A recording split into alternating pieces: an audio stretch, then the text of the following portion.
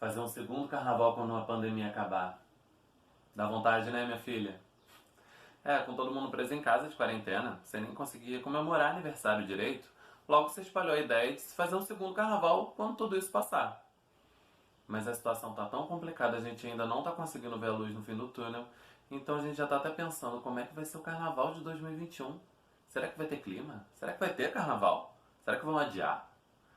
É, como não dá pra ir no futuro, eu resolvi ir no passado para relembrar os anos em que tivemos dois carnavais no mesmo ano. E também como que foi o primeiro carnaval depois da epidemia da gripe espanhola.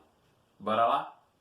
Para quem não sabe, em 16 de setembro de 1918, a gripe espanhola chegava ao Brasil através de um navio correio chamado Demerara, que vinha da Europa e fez desembarques em Recife, em Salvador e no Rio de Janeiro. Um mês depois, o país já estava tomado pela epidemia.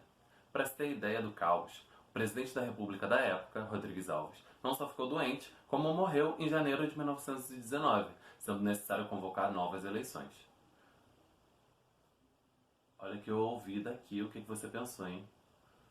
Em todo o país, os hospitais ficaram abarrotados, as escolas mandaram os alunos para casa, os bondes trafegavam quase vazios, o comércio todo baixou as portas, menos as farmácias, que vendiam tudo que era produto possível e imaginável que prometia curar a doença, mesmo que não fosse verdade. Uma das receitas caseiras da época era limão com cachaça e mel. Dizem até que saiu daí a invenção da caipirinha. No subúrbio do Rio de Janeiro, as famílias, com medo de serem infectadas, deixavam seus parentes mortos do lado de fora das casas, para que o serviço de remoção buscasse depois. Era corpo espalhado por tudo que era rua. E com tanto coveiro trabalhando, ou doente, ou morto pela doença, a polícia resolveu sair às ruas, capturando os homens mais fortes para terminar o serviço.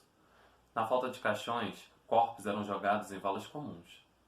Estimativas apontam que a gripe espanhola matou no mundo inteiro cerca de 50 milhões de pessoas, o que equivale mais ou menos a 5 vezes a quantidade de soldados mortos na Primeira Guerra Mundial, que estava acabando naquele mesmo ano, em 1918.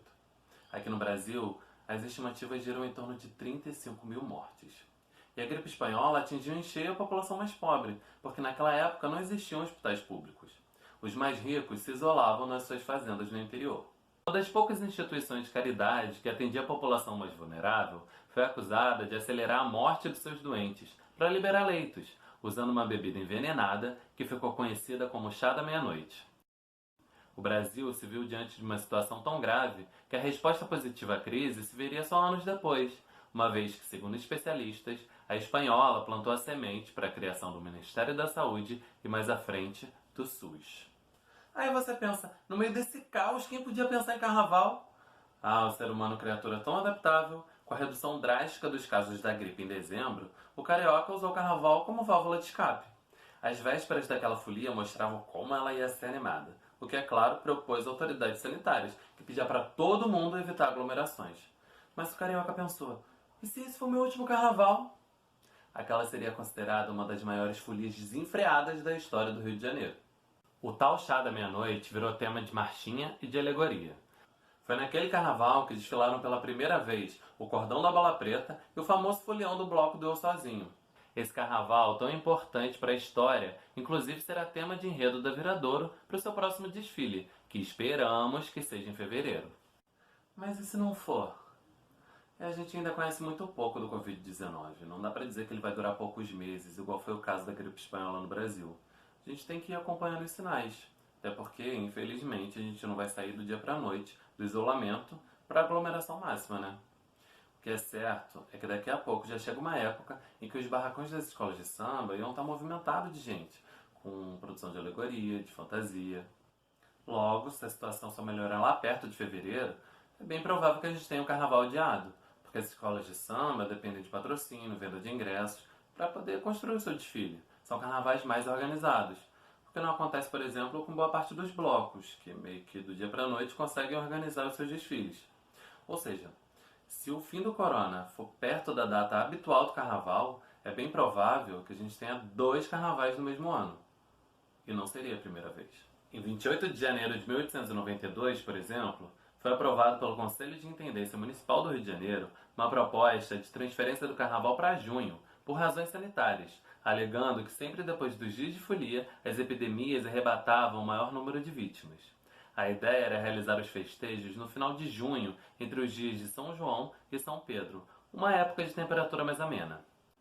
Mas, apesar da resolução não dar licença para o desfile de nenhum grupo carnavalesco, foi impossível impedir as festas privadas.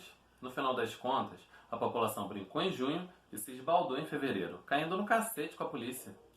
Para evitar 2 carnavais no ano seguinte, o governo recuou da proposta.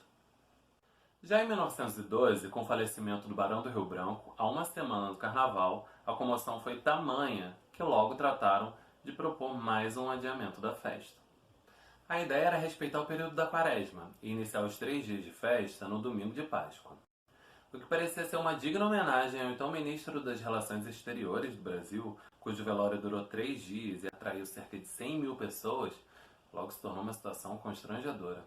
Enquanto os jornais apoiavam a iniciativa do adiamento, criticando quem estivesse interessado na folia e criando até um abaixo-assinado, o presidente da República, Marechal Hermes da Fonseca, negou-se a interferir na questão, achando que escapava à sua competência uma atitude que estava nas mãos da população tomar.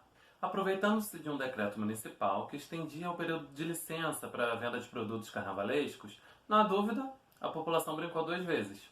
E até alguns mais espirituosos, na esperança de um terceiro carnaval, compuseram uma marchinha que dizia assim: "O barão morreu, teremos 2 carnavá. Ai que delícia, ai que gostoso, se morresse o marechá." Eu sei. Falar de carnaval agora não passa de mera especulação. Mas se a gente quer que a nossa fantasia volte a ser real, até lá é muita água, sabão, álcool em gel, para aí sim transformar a máscara hospitalar em máscara de carnaval.